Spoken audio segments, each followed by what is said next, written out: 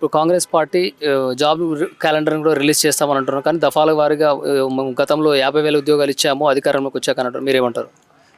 50,000 ఉద్యోగాలని చెప్పే తప్ప వాళ్ళు ఇచ్చిన నోటిఫికేషన్లు అంటూ ఏమీ లేదు.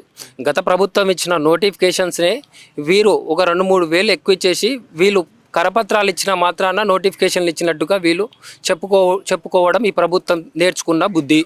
ఇంకోటి ఏంటంటే నోటిఫికేషన్లు వస్తాయని ఆశగా చూస్తున్న నిరుద్యోగులందరూ యథావిధిగా అదే స్థానంలో ఉన్నారు. ఇప్పుడు లైబ్రరీలు కావచ్చు, అశోక్ నగర్ కావచ్చు, దిల్సుఖ్ నగర్ కావచ్చు, అన్ని యూనివర్సిటీ లైబ్రరీలు కావచ్చు, విద్యార్థులు ఉద్యోగాలు లేక నోటిఫికేషన్స్ లేక ఆశతో నీరు గారుస్తూ చదువుకుంటూ అక్కడనే కూర్చున్నారు. ఆ బుక్కులకు ఎక్స్పైర్ డేట్ కూడా అయిపోతున్నాయి తప్ప ఉద్యోగాలు వచ్చే పరిస్థితి ఈరోజు కనిపించడం లేదు. ఎడిషన్ చేంజ్ అవుతున్నాయి, మీ ఎడిషన్ చేంజ్ అవుతున్నాయి తప్ప ఉద్యోగాలు ఇచ్చే నోటిఫికేషన్లు మీరు ఇవ్వాల్సిన హామీలు కూడా నెరవేర్చలేని పరిస్థితి ఈరోజు కనిపిస్తుంది.